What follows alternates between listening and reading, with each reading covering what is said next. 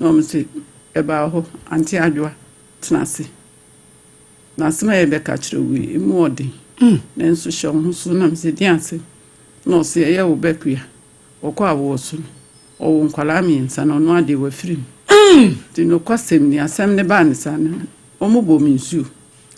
na me wo pressure nti afi me pressure no me ko off kura na etiatia mu gu mi so ani bu mi nsu ne ja me ni ba me ho so nti me ni ba me ho so no na ka kire mi kun se ba ne se na mi kun so omo ko hospital ho ekua no ko hospital ho kuada ya wada efiada me menda kwesiada no de mi wu doctor Akosua be me operation I mean me ngu na mi wu say doctor ni say o hwe ne kakra nsa enti kwesiada no doctor ni say ekua ne de no ana ho de na wo yi o wo mi nsa ni wie yi no say ekira de emma na moje etu enti o de ne ko theater no ko ye no operation eno wan baby timi kun say doctor ne ka say no say doctor sema wo kin ento tasumu ma me obi a waba ha ukuada enipa no so your patient wo no wahwe no unsu nim se watwa ne scan le hu se nkwala miensa won yem na nkwala miensa de oye den de na ho den wo enipa no amukura no obaye o te sei na ho den wo hi nkwala miensa o de na ho den be doctor wakumi be ti wa no ka kire mi kun so ye sorry na mi kun se on de on kasa na sem nyina wo mitri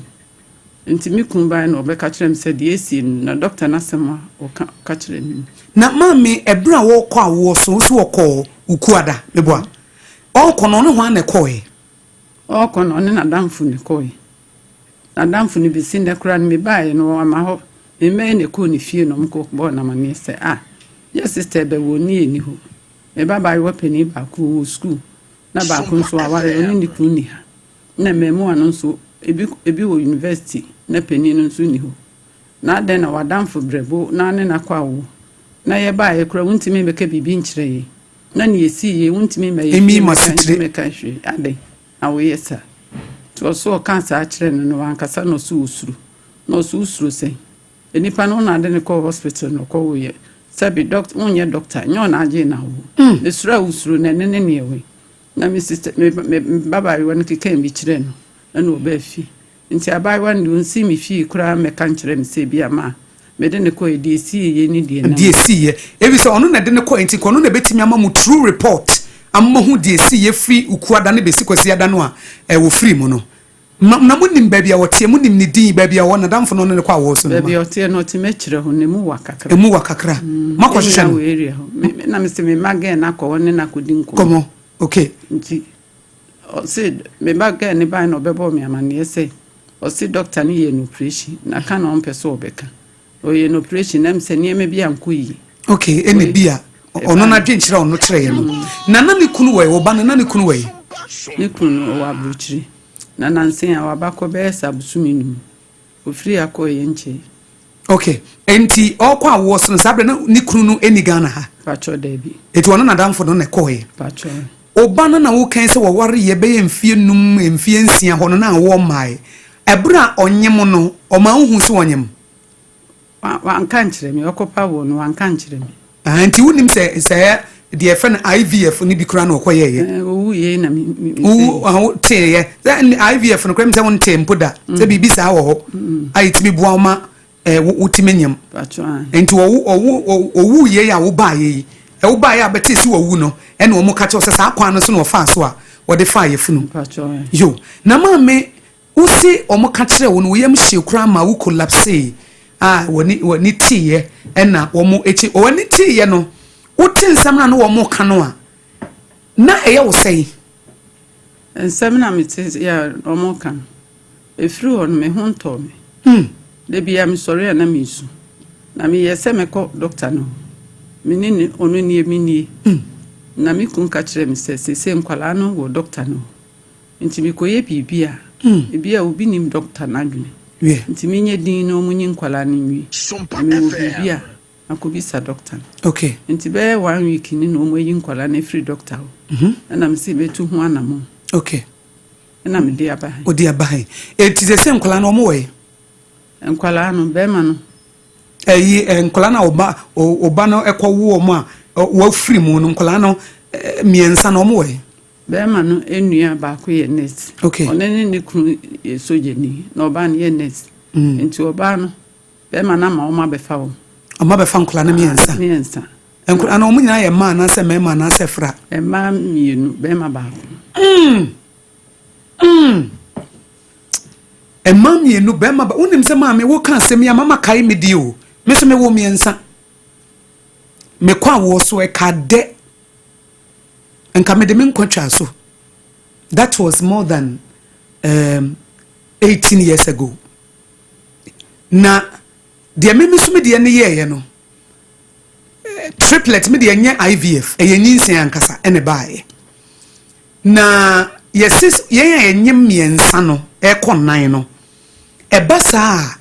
esese ye yi akwada ne ntem ye ma ne nche etimi nso me de no oye no so me ho yenti o ma ne nkọ nanim kakra eti dako me wo ho na wo ka me na ekosiada but me esi eni kwanse e ma wo ka me but me ya wo ka me awo ka me a me koduru ye no mo se mintime nwo nkwada na miensa nti ade me ko theater no eni ekoyi nkwada na miensa ye na de enam no so ma wo ka me no no afirim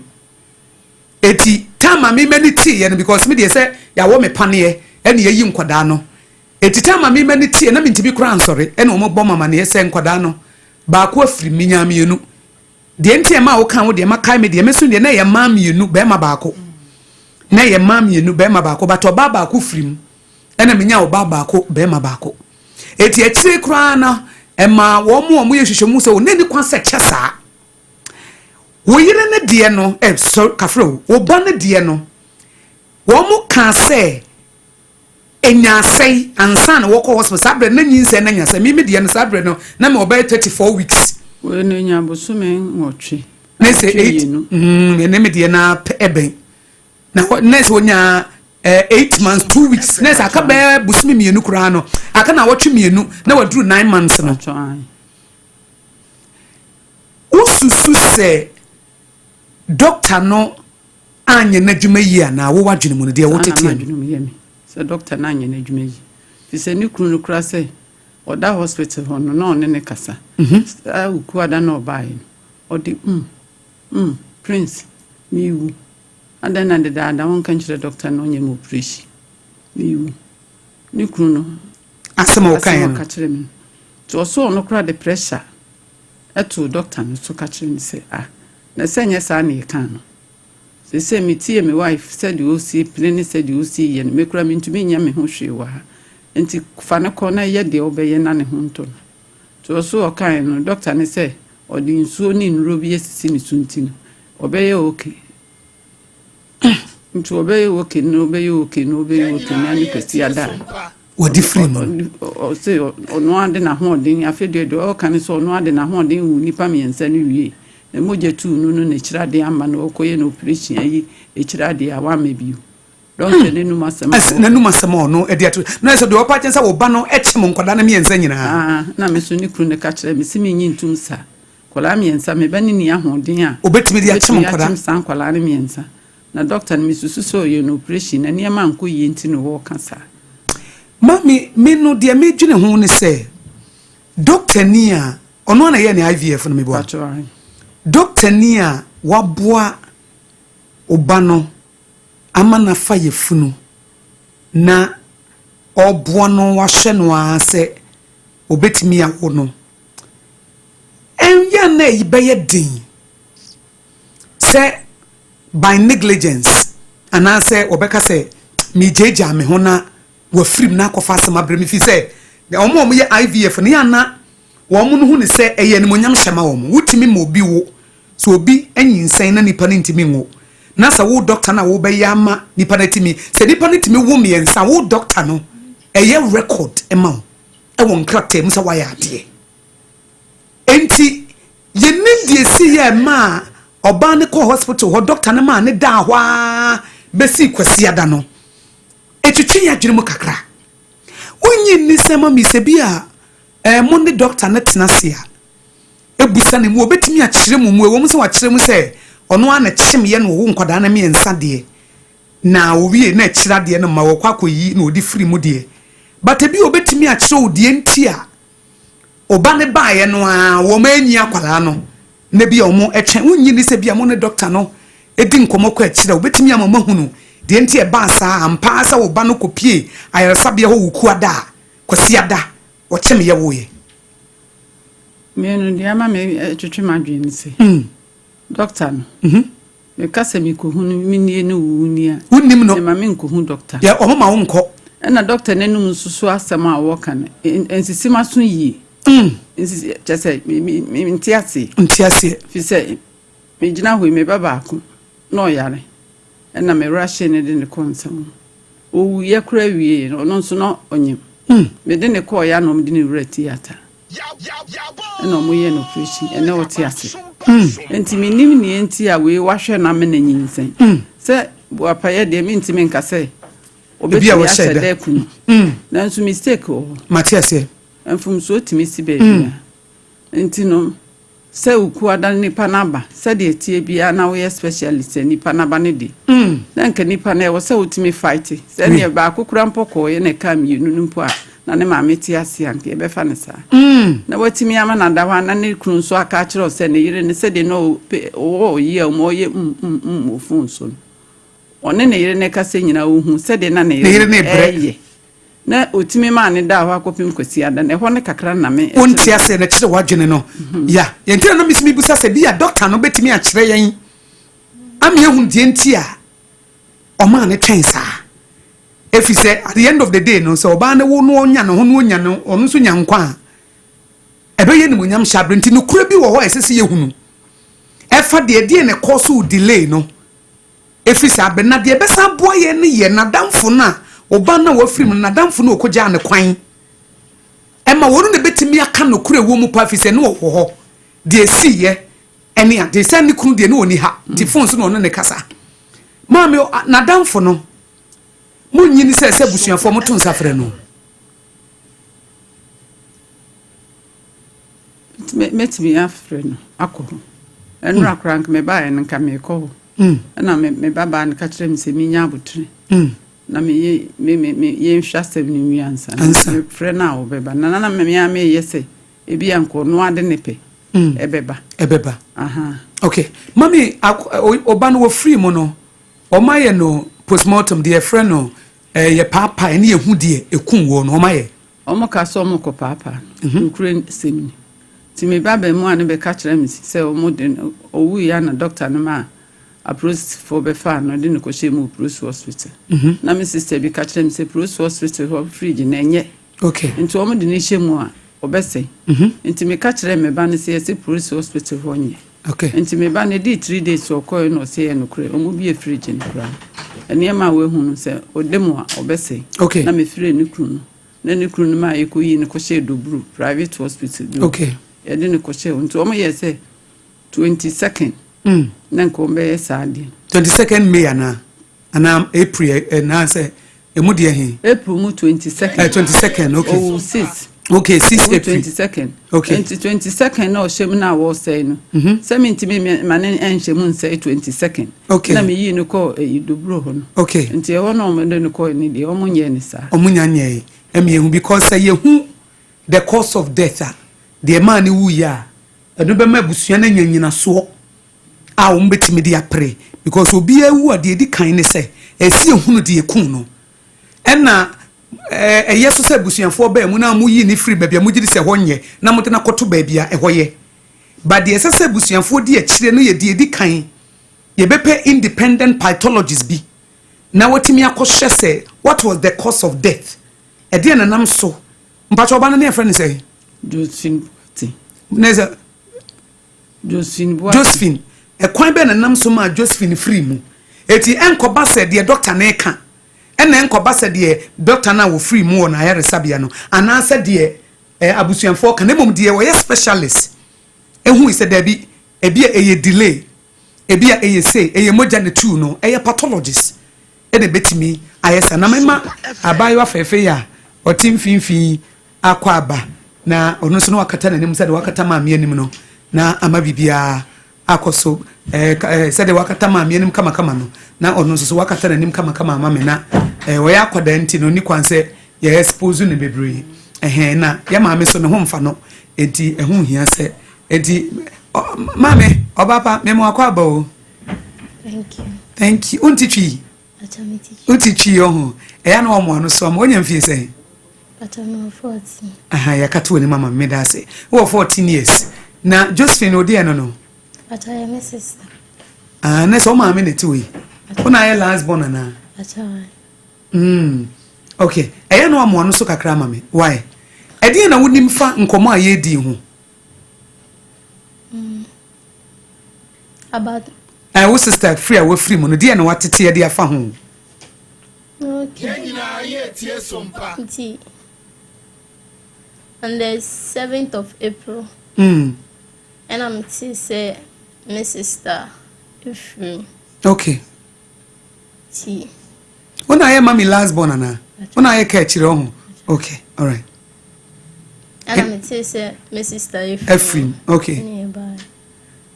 and I bedru akra satana minya okay e bedru na ya meti family sister no say ko awoso onya nkola miensa ba mienu na be ma baako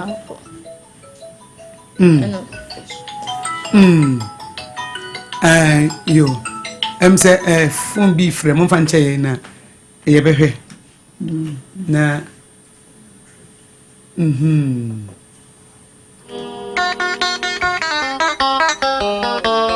okay enti me tio ye bo mama ne se mo sister free see that place that time no me say onyankola miensa emba mienu na bema baako okay ba for my sister ewo ni ebisa say bia size ben of us ekwan ben of us we anti ya timiti ene say odina ho odin wo nkola miensa ni na echi na doctor na say ne chira de mba ena okoye ni surgery ansa na o film tia no na wotiye efa se yeso wo chime ena wo nkola na miensa no wonwanwa se wo chime ye wo nkola miensa na sai ujiri se na eni kwan se ontimi nchim wo nkola miensa because said the mini my sister na minjindi so betimi a nkola miensa on he so no abechim na wa wo nkola miensa na wonyi nisa meboa eti ususu se ni wuo no bibi na si ye nti na ma na free mo ana mi mum diane sana wo no okay mate medase mami edie na sesei esia ebema wakoma atoyem obana wa free mu Josephine wa free mu die na esia ebema wakoma atoyem ye bema makoma atom ye nse se Josephine wenyewu ye dan ya onsamba na mmom no doctor ni sika chichiri dia o san je free ye ho no se sika no na ha me se sika no si ye metua no doctor ni se mo metua sika ebi ebru ayi million bebru ayi 100 million sa huru There's 100,000 Ghana cedis and I said 150 billion and that's 150,000 Ghana cedis and 1.5 billion 150,000 Ghana cedis 1.5 billion or some with your 1.5 billion kabaya 1.5 billion o tin kwala ne be shen kubete mu nkura ne shen kubete mu no anya IVF no ye no ende ne kunu netua ho ka IVF ne kunu netua ho ka na nkwada na omo share incubator mu no eno say 1.5 billion eti mu metua ene time odi bedu ho a odi wo ya odi ewu na me sise me ba ne nso wo ho ena o hwe no no wangu ankasa aka na emba ntimi enye se sika ni metua okay e say the doctor no dan abusuan ne ka say owo nkola na miensa na ye de nkola na she incubator mu ena awo o yare nso oba hospital na obeda ho no ebesi time a wodi free mu no ɛho ka no na abusuafo mu ntua 1.5 billion sika dada no 150,000 Ghana cedis ansa na wayere sika ne de se no kwala ne de mama yi do mo ko tue bia yi no okay ama na ka 1.2 billion okay sa 1.2 billion ne na mimi susu se ɛho hia se ebetua okay sa na mimi sa na wo hu no okay eti eno na di kan ɛna oba no wo no pese ye investigate ana obese ye hwehwem de nam so ma ne wuye efse wo de wususu se bibi ankoyi okay na wabo ni kunu na mane ese bia autopsy na na make assess obi efiri mu a esese ye timi hu adekode ekun no abusuanfo no ni kunu de na mo ye de afa ho na animu animu ya ma ye hu matu ho na mo na ye hunu the cause of death na ma nya bibi anya nyina so e de apre mo asem me no me ka kire be man na be man se kana wabo no free Ghana ba ye nche se ono kura se woni kaple wabo ka ma se kamne enti me no mo kan autopsy no na menti ase na se ku adman doctor no osimoja ne tu no na echira de nso ama na se mo san ko twitwa ne bi ma san echire na omu kire mimu so omu kire mimu no na chese date omu de hye no nso no sa police hospital ho no obese ntine hu hia se mema ne hye ho na mokoyi ni free ho se 22nd ne to no de a ko bese nka ko mo beye no hospital meti ase no kama mo ma no police hospital na ho no so fridge ne nye no mo ma no so de no ko hye dobru na o ma anye ne bi insabro da so da dobru abusuanfo mat da be na mo beye na yiye ana munya nhye yiye da 28 June ena mo beye na yiye acho de di kan de ma me pene se opese wo hunu de nam so ma de ba no Josephine free mu e wo sa ayaresabia no ehia pa na de toso biem doctor ne sika wo se wo gye no ohunu se ehu hia fa ho enti omokra wo be se mu kofa no he eno mo de abetua be 1.2 billion eye sika dada no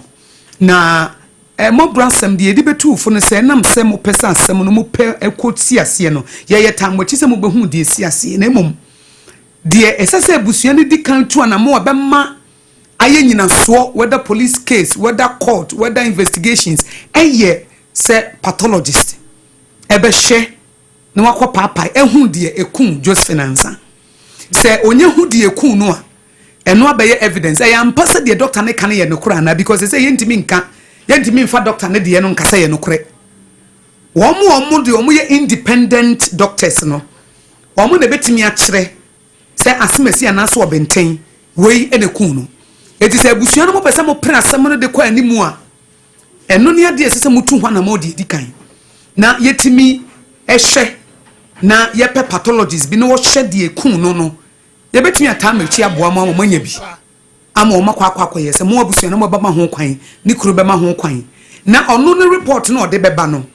se we ne kun no na be kire se ansam na doctor ne kan ye no na ye no kure anasa nye no kure apart from that the doctor ne kan na gina ho sabre ya ye kasa e we so ono na hwe no e na o si emoja tu no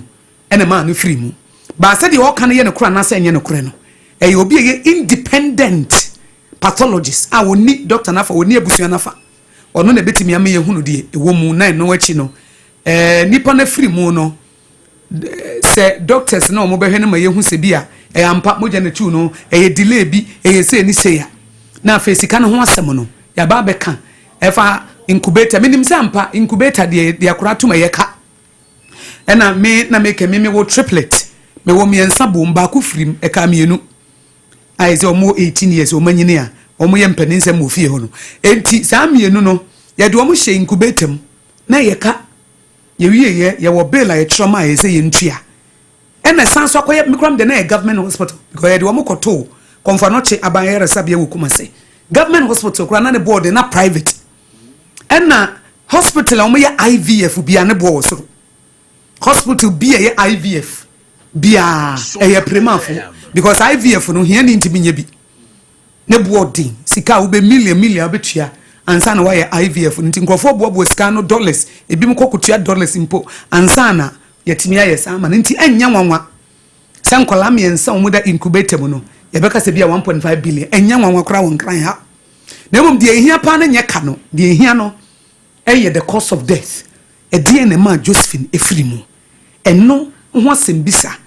ɛna yɛn nyinaa yɛbusa na no pɛ sɛ ɛdeɛ ya ɛna ma ɔba fɛfɛ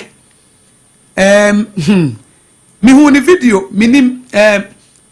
ya busian bi binti ntimi emfa ntomanim nse ya maame kula ya blend nanim ya mamu hu nanim na akula nso ya mamu hu nanim se hu abayo Josephine fɛfɛ sɛ de osi gyina hɔ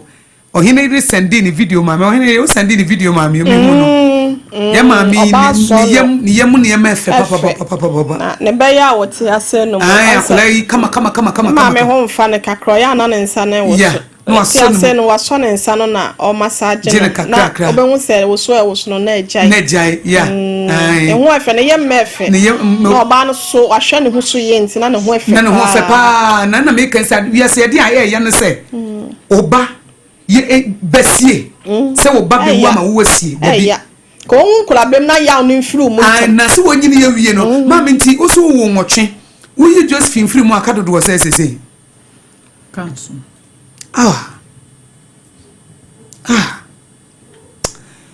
na ma me ne wo kasa na me nim se ohum fawo enti enka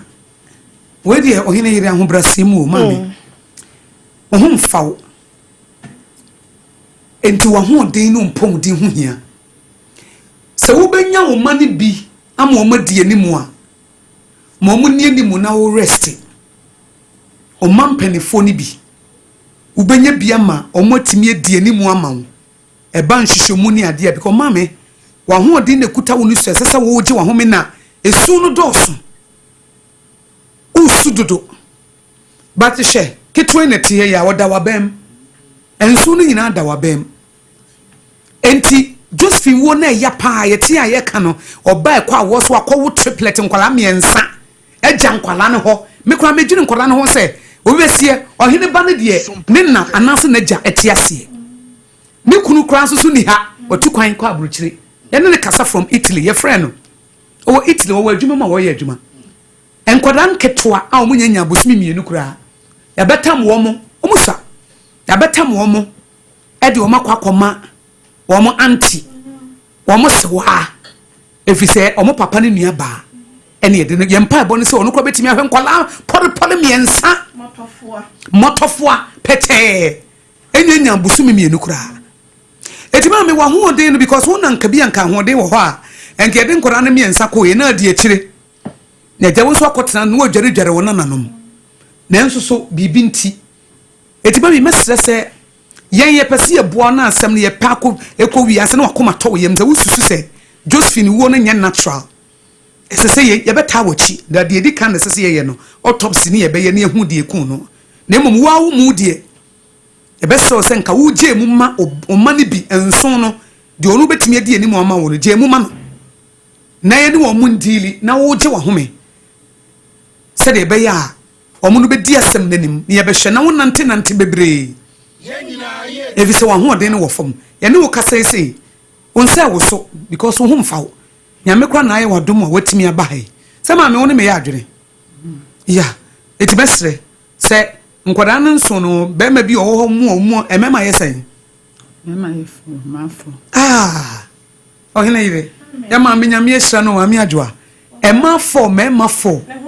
ne papa ne ho fe ne ho fe pa eti bia mema ne mu baako would obey say Patrick no atam no na wa ma ne di asem nanim autopsy hu dwumadie hospital no mu nhwehwemu na bibia atimi akọ ohene ya asema me kan say woni me eya adwen ya adwen pa ye de ehia nsa ne ya de fata na say wo wa ahoden a na anamoto bi wo ho a obetimi eto no wa abranim na say bia ahoden ne wo a obedi akire wan hwe ye mpo a na kakra na aka no ahoden kakra na aka no wasa spare wasa asem wese ho na enko wi akire no wa wantimi ansasede anya good results bia won so a na wasa aba betofom enti na say wo hwere wa ho ode kakra na aka no meanwhile you did not achieve the results and now person will achieve e wa na moto a wo so de wa ho ode nse no ho nti no me no ya adwen ante akọ no ya adwen me ka musa Mọ́borọ Asem ye obi asem dwumadie na wutie wo Sompa 106.5 FM so ye ne maame adwoa ne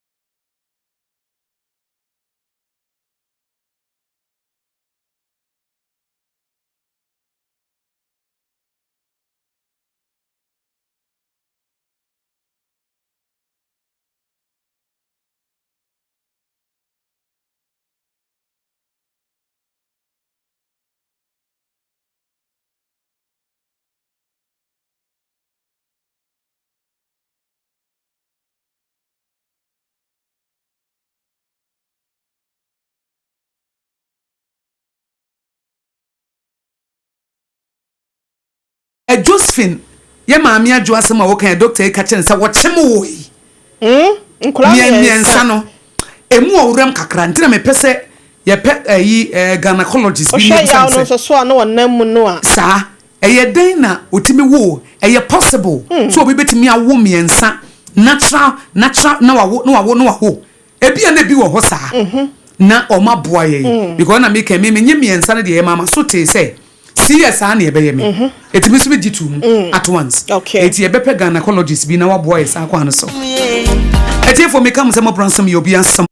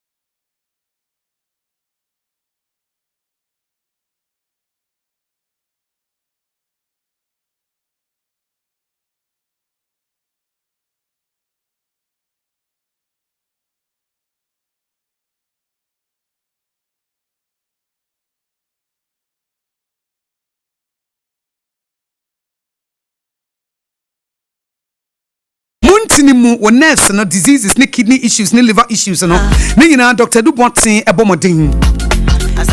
etore bia woni nam ho ana bibi ne nam ho etore bia na stroke na ebo kokko no sa wo dofo bi wo stroke afa ne bra endpoint homeopathy clinic na Dr. Dubotin mo na ho beto no physiotherapy ene massage na no ba bi o sakosa me kwaye massage wo endpoint homeopathy na say na massage ni sitie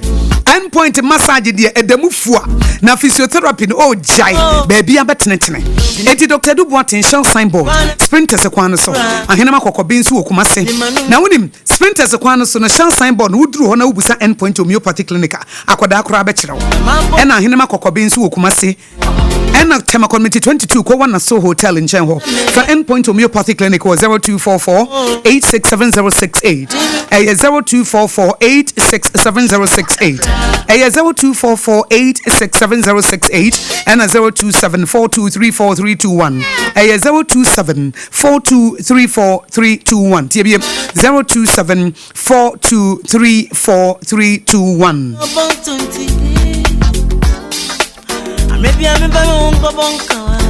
Enti endpoint homeopathy clinic Dr. Edubuatin ya dawase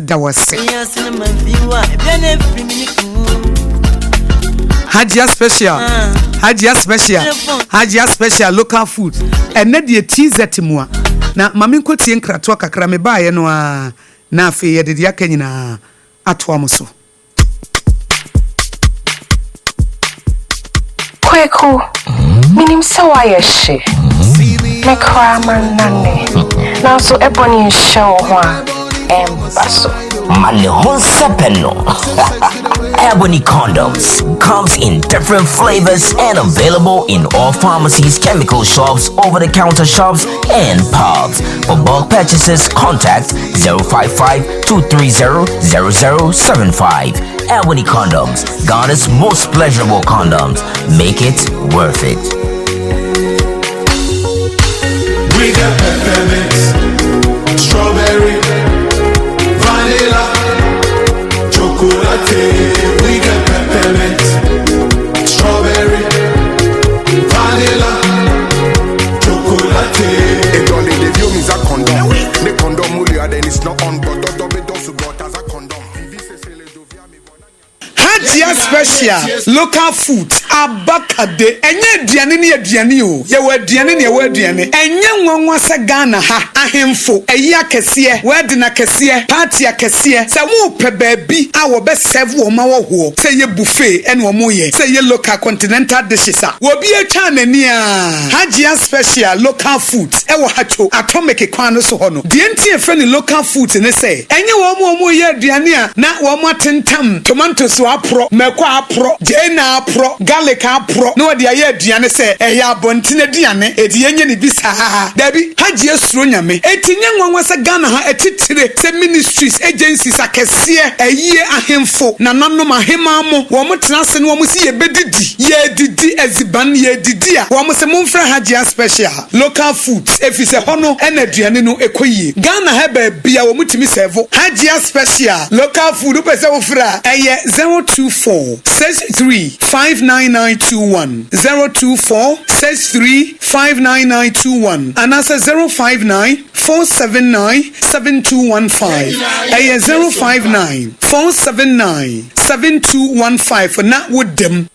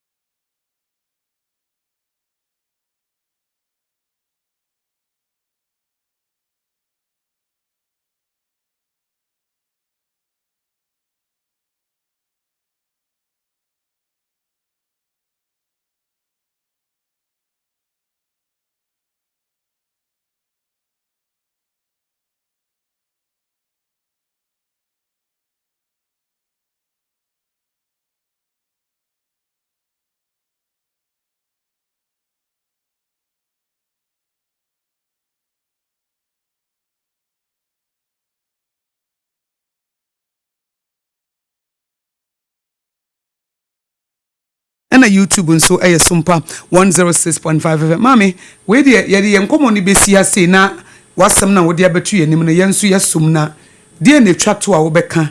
ɛde afa de ato bɛyi homenim sɛ wo awerɛhoɔ dim enti empɛsɛ ɛbɛha wo bebree wasɛm bɛ ne twa to a wobɛka de akyerɛ ɔmo mutie oni wo pɛ yɛbɛmo akoma atɔ wo yam ɛne yɛfutuo bi a wode bɛma obi a wotie obi a sisi ya me meka kyerɛ obi a ne sɛ saa adeɛ ya kwan a ebe ifa so a odi wuye no sisi ya no sɛ minya atɛnkyerɛnne a akoma beto miye okay na me hu sisi na ye be na odi wuye enti ye den a wanya wu ontimi nsama na mmom kwan a doctor ne fa so no na me pese mi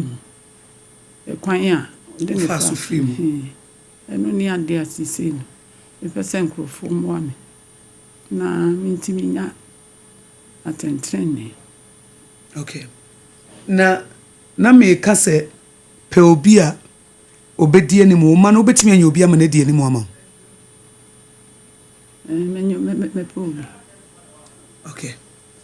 okay mate ohenere nti ye maame de na koma beto ne yemu ane sɛ obehunu de enam so ma ne ba ne free mu kakra obeka nsa ne ma afrefo abem numbers ye de be ye adwuma no eye 0260 1960 64 0260 1960 64 and 0260 1960 65 0260 1960 65 when you Fabi Bray Mame obako mame na se na IVF no ye kan se na nya de bone kwan bi a na befo kwan ya ye fa so etime boa ya wo ho nsem so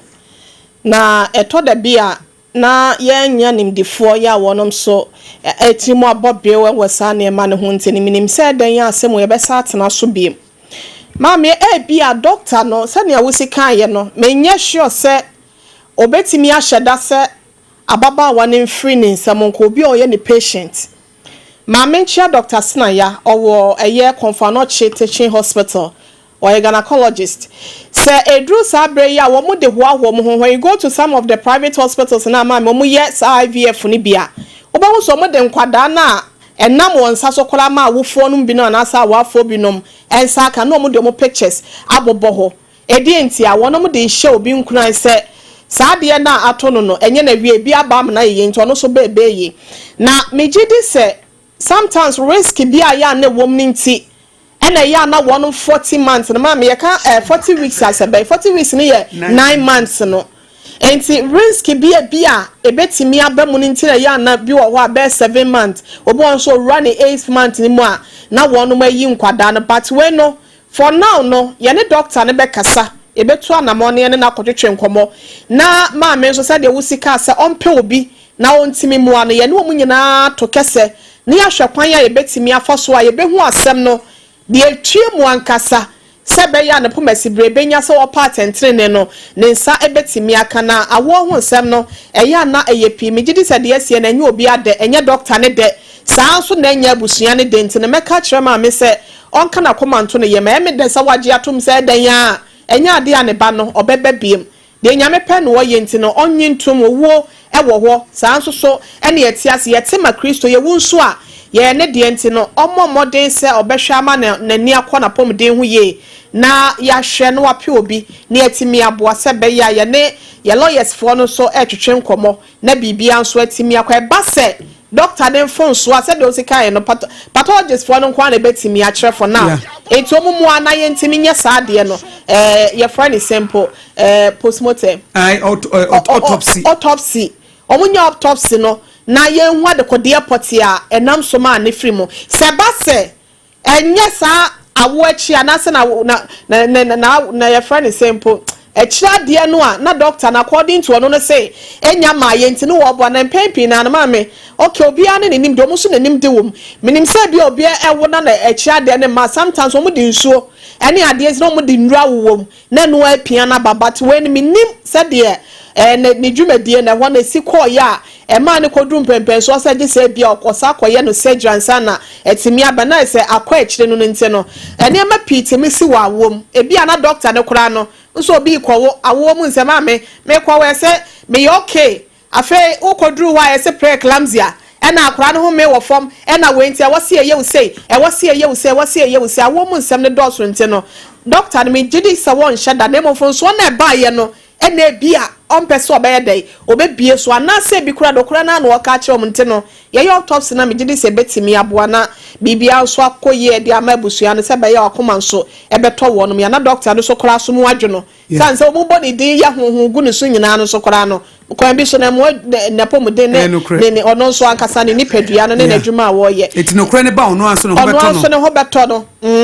ansa kura ne yesie ne na bibia kura mpo nso adwefom ti mame fama no nsia medase mate o hina yire yabe ma ho kwan ma frefo abem fi senche na yabe na ayebe numbers ye de ye adwuma na ye 0260 196064 0260 196064 na 0260 196065. Hello.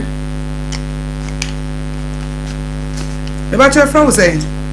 Kumo ma. Ajekum. You ajekum me pacho meet you. Mema abegafo aha. Na ya so. Ana me no so yakọ. Nasem na no bi na to me. Ba me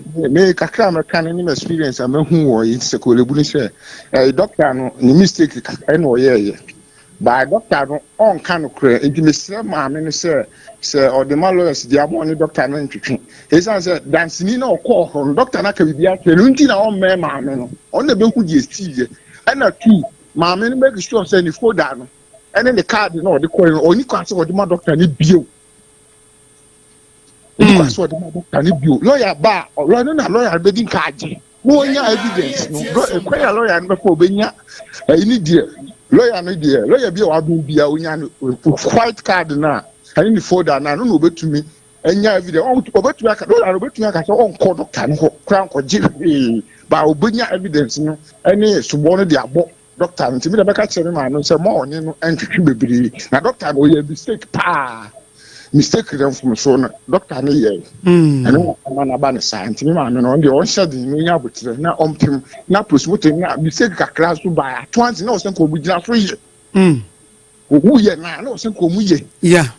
it's as me media me lawyer e ko na no ka kire me say ma me nyai me ma o mu enye anu kwa em promote ya nyi ntumi okay ba so no wo me na mu ntumi pese me ka ho bebere ekubu de me sere ma no pa oni atire na sa card no ni folder na de mo nfa ma doctor no na se oba ne card ni folder ma me oba ne card ni folder na mo wo no ko hospital ne card ni folder na mo wo jise ukohwe okay na sa je kum so mo nya card ni folder ne dia ebe ma se bia doctor be temper oku se onya ku se o mu de kwasemra e komre mu a obe temper cancel mistake onu ye no okay okay mate emse o mukro mu ni card ni folder no e na de no so emse bosumi kura nso atwam aha se na oni mu a e say me de ntama no onya mfiri na doctor no ka ye fast say ade lawyer no ka say ade ohia ye card no quite one no ntimi de ma na no onya ntimi ma nkokole bufo ankwaji bibia mfiri wo mo ho me lawyer anko wo mo ankwaji she because now woni bibia wonya de hia na wie aha isa say me ko wa no hwetin na o na doctors ni ehia ka o mutibo nwu wo mi mbape no na mu se bibi koso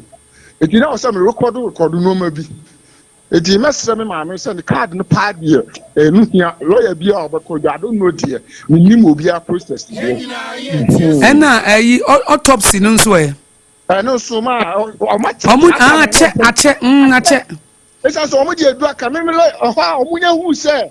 me le akfre no ka kire me se me ka kire me so omo munye na me bo mama ne eti omo ka kire mo chima me na makotu edu nsika no manager ne ye fast we sere omo fa edro enka so omo de edu ka omo tumi nye so so no eti se sa bro omo de edu aka evidence you ha ebe eni di doctor na ye fast ma omo ye dey ebe fa no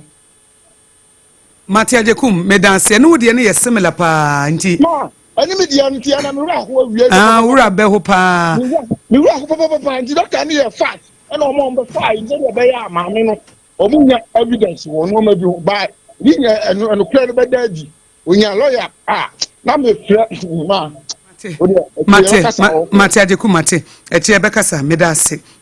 na mame kwa uma no so na me doctor Obedajeman nkokasa o gynecologist na yemusa no asem no o ma ye nimde kakra eja wo mo na abin ewom dog mema aha eba Sompa 106.5 FM Mọ́borọ Asem edwumadie so bacho meje so yo nyame adomboko sa wo so ho ye de edase dog we de ye di nkomo bi wa ha na ye se yemra na ye meje nimdifo mu nimde kakra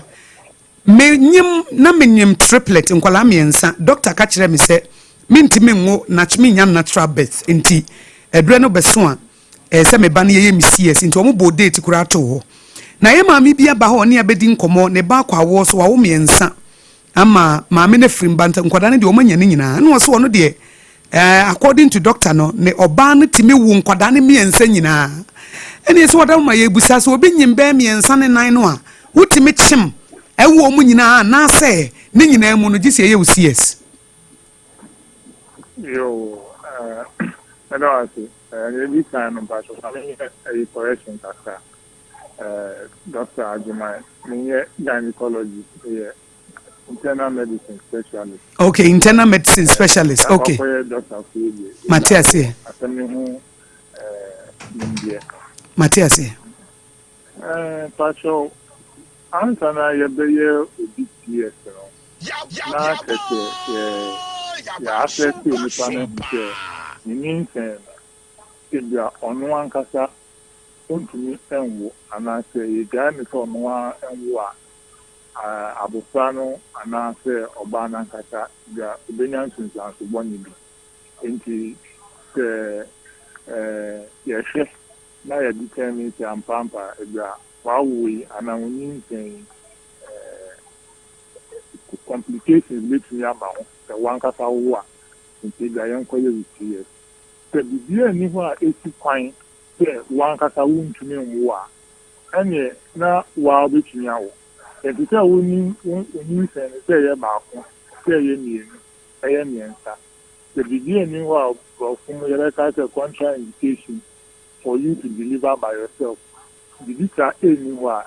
ene de obetumi awo amount for entafo amount for Nkola Amoye and Sana triplet on their own is possible. So the year you are 18 fire to now one by yourself. Auntie, a doctor for no nebetchere say, a beer said ye would tibia musitiano. This year you see us, name mono se be any hot dear. Sawunyum 4 cra, wow, betimiao, meboa. Sompa FM. Unyum 4 from 4 going. Edward Rastafon doing Edward while betting the number of Falan Edwana Obeyeme. Okay. And no doctor bit me editor and I said Akosua and indeed my young years. Obi or Edwana if say on water. And I said you are for your procedure and I won and said watching after you finish. And in that is doctor for the you don't want to give any chance for something to go wrong. If you go to me, I can say, oh, if you are looking at the nature of the pregnancy, if you are, like I say, a precious baby, then don't say other pregnancy and yet precious. Now, we say fire or the panafasua or the new if you are trying about the two, and I said you are for boca for year process we and a wedding as I have no dear. But not as obey you see because send me our bread and situations surrounding the pregnancy. On person, you will give chance for anything to happen. Not for you see it. And on one can be on your own. But because of how precious that pregnancy is, you can go ahead to go and do yes. If you know, doctor, you know, and a na sɛ bibi ntu kwan di a wate ase mate ase na wama wawo ɛna ebi nso wɔ hɔ a bibi ntu kwan but wawo pɛ wankasa wobɛtumi aka sɛ mepɛ sɛ moyɛ ne tie ana pɛ sɛ mo amoyi akwara no ɛma no ɛno nso ɛho kwan ɛwɔ hɔ. Okay na sɛ dog wei no ɛnyɛ nwanwa sɛ ɔba a wɔnyɛ mmiɛnsa na ɔno ankasa etimi awo wakyema wo nkwadaa mmiɛnsa no bacho ɛnyɛ nwanwa nipacho yo dog yɛda ase pa wa adesua wodi ama yɛwie yɛda ase pii yo yɛda ase enti na enkomo no ana yɛguso no yɛbɛma ho kwa ma frɛfo abam dog se ɛnyɛ nwanwa ɔba nyɛ mmiɛnsa obetimi akyem na wawo nkwadaa no mmiɛnsa nyinaa gise bia wono afiri ni pem so opese ye ni CS anase a doctor fo hu bibi se na ho den no bia wontimi nkyem enwo wo mu ba se obi nyim miensa de ono a ebetimi akyem awo yenkofa de waba homa no so ne yenya adwenkyere hello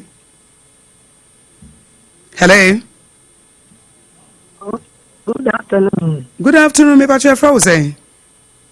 ba do e friend Auntie Adwa yo Auntie Adwa me mo akwa baba Mọ́borọ Asem dwumadi so yo epa moto e ma me na o me de sra de aka me tse ma adwene kakra mpam so me pacho yeti o mami e betumi akonya bibia mu so me rade efise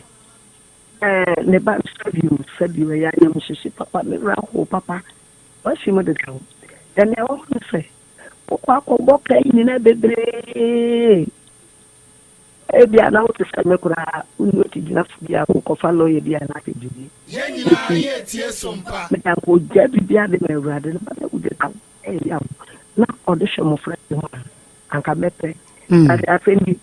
me na mo ka sai sabi o me wa ba fi na nkrofo bia en se ko to sa so ko to ngedi me ni tia yi but me so ni o ya ro fu me nya mo den it will change enti sa me ke se me no won be chen ante sir the bia le fiska wo de be kwa ko fa lawyer no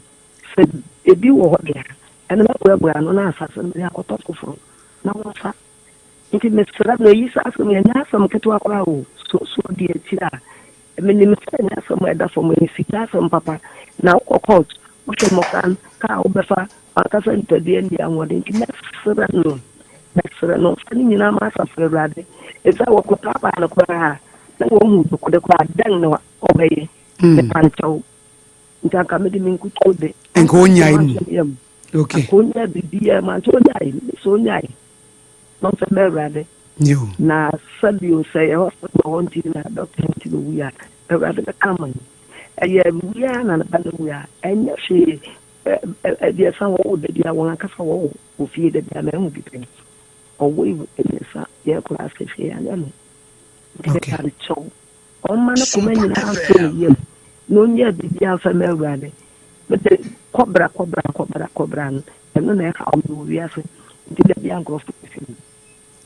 mate mami kobra no ekra te wa ho ode nso yate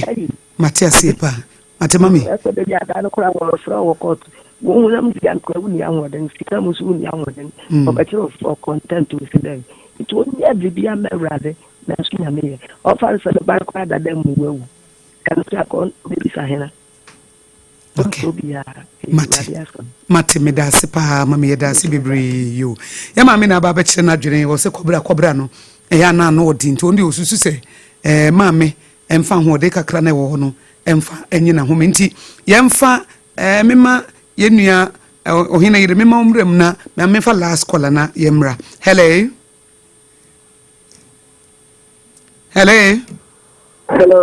me ba che fra say But I have some more because I think Akosua. Yo, Sammy, young way. If I could yet say any program away. But near me, one I can tell Mammy say, we did the more. Yet the need to young Ponsua. Yes, Mr. Collar or say, Mammy or say, Sanamia. Or can be say, the Yama Omu baby a train a Yesicasem. Yesicasem one. But we did the most yet we did the Mayamia. You won't be saying, say, Omunia and rejoice in a doctor name from so. naturally saa na owu yɛ anaasɛ saa na kɔɔ na ɔmo bɛyɛ den ɔmo nyɛ ɔmo reasons yi a if there is not going to change something if it's not going to change something there kame subject in the common family but one thing I'm a person in cancer na the man is in the say yaga yanga say need to any program any say we ma na it is success ebia the who dey nye Akosua but who are addition adebi ewo abrabom now person won see a o si betimi aba Sompa so oh me pa cho betimi aba dodo eno kra ka ho bi pa se wo adesua bi e wonya no abrabom a eno nso utimi beka na aboa omo tie ye de nipa bebre aba show yi so omo ba beka wo masam abrante bi kremre bi de ne baaye kwan ofri kurase ba krokese mbebo bra na wagya na so nti adesua bi a wonya bia no ye befa wo number no na ya fro wo so betimi ni aba be share why okay you medase bi wie yenyina so na yemfa afrefo no emra awie ye ewo aha enti ohene yire ye ne maame akasa wie justice en wo pe na omanfo nso tunufo enti migiri se maame kodwene ho a de opese wo ye bia ye beta na chi na etimi abam to ohene wasme twato ne ye sorry so areto wo nyame ho nyame kasa oto nipa so ra eya na esene se wankasa no be free wo pemu se wani ede no ahoɔden so nyina da wotumi ekita wo nyina no befa na watimi de ato nipa no so rewo asase so se ma me de ha ne se doctor no osusu se wasai na de ene ka na abeda ho no so a wo sa dan won mo ka ese wono no se be ma na ase no sika won ho nyina na obedwiri ya wode hwe wo bai ya IVF mo ye ne ade ne nti no megidi se na asem no ye behwe ne yeso ya afam de e kasa bi kra na wase yeto na mo ne doctor ne kokasa se be ya wo mu je mu no no so behwe aye sika ne ho bibi e de ama won because ma me otia ne ho mfa no mbie mu so kra no wase nkwada no kra no oba tane na wotia akra no wonwene ne ho wo sa adwene na no se e kwofo samwa ne yenhwe na no mentie pia obi ho antade anase nuane ne bi nso a obetimi di abane ya yente no emse maame wo ahohiem kakra ne ba na fremu de ba tontimi kase ogya ne nyina nso e de abo na ase ne so e dan ya na ase ne hwe a wono so bebo akakra nti no doctor ne mom na mako megidi sesesi ano onya atentene ne nyina ama nyankopon na ono ankasa nye temuafo emfama doctor no en na afi nso ono no ntem esansa ne ba ne kɔ wawie onkoye na nyankopon na sede ya wase woye de ma no nso so wo honte no ye ne doctor ne be kasam nim so ubedi anim na yakɔ doctor ne hona ene abusuafo ne bi ka ho a sesra kra ne ye besra esa akwada no kra ye no kra no maame ne konti no hwe no nje mu na bibia nso so nya asomdwe kwan so matime danse wo hene yire ne yete ne nka na hagea special local foods aduane papa na ene hagea to safi papa bi a wode ba adwa so no enya nsam keto mu tuo ne abankwan enkatenkwan abunabunu urawura nkwan aduane ban aduane bia wo ye bi okro soup ne ade tilapia ne banku jollof fried rice konkonte apremprensa ne nyina wo ye ntibo pese mo order aduane a hagea special nti say no na wa rider ne sesi a delivery guy no ne dia ba wo ye adwuma free anopa no wotwe ekosi enumre no wotwe apa ho semeduasa 8:30 pm every day na se de biara da na hagea ye adwuma nti mun follow hagea e wo Facebook TikTok Instagram hagea special local foods na ubenya enti contact numbers no 024 683 59921 024 683 59921 so we wedding we party dwumadi kese bi koso na wo pa aduane woni beba nyamoa hagea special local foods na wo hia tomatoes papa jene papa garlic papa na wakekensi ani bibia odi ye bia anwa papa bibia olive oil papa chese wo ye bibia ma wodi go ekọ ye mu a woni padua kra beda wase obi eni wo bedi hagea aduane ma ne ye matuda efise ye de ne ma papa na eye Fre hagea was 053 053548439 053548439 Hajia Special Local Foods Edianepa Efie Leicester Ghana Limited Eddie Yas toothpaste and a brush etutwi esi ebusian chemfa se wonya Yas toothpaste and a brush dia na wodam etimi se wa hwe wo sin yo we de ebusian chemfa kese pa family size in wobenya ye wo whitening so e wo ho whitening na chi nso no e na ye sanso e wo total care and ye sanso e wo hair band so ho de wo pe bia wo sin ebenya enti Leicester Ghana Limited Yas toothpaste and a brush and na esese we secure sanitary parts e boye chidom and na endpoint homeopathic clinic and so e bae ye frame Akosua go Aboagye betimi aframe Akosua nshira na me sorry sui na me da abedwafo nyina se wo hene yire ya ma me adwo obesra yen Jeremiah Simpson apam dada mu nyina ka ho na systematic press ono nso na social media platforms no osusu mu a mo hwe yen nyina no ya da mu nyina se Kofie Dudi obeka se na sound ne ma ya ye nwodwuma blessing bliss Vilton one so the nedia by and on so edin die ebebo mu kama topi Rebecca no say areho sempa ni o say autopsy ne be me hu na de pote ai ku ye maami ne ba no na wo hene na mensa jebi eno so ewia sensem de bebre wo mo asem yi so na ye gina na ye de Mọ́borọ Asem ye obi asem abawie na ye sorry sui no na ye be ma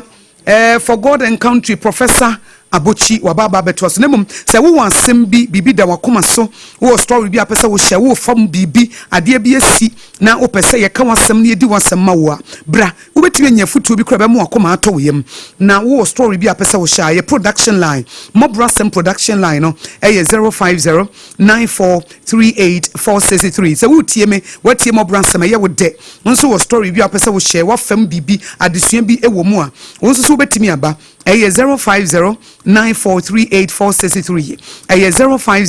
05094384663 na with the misery Sweden na Professor Bochi som na for God and country ye ba ye ya 5:30 pepe na no so ye to so na the hot bite kase baba hot bite we ya na third service it was last service 11 p.m. to 1 a.m. cause what ye Sompa 106.5 FM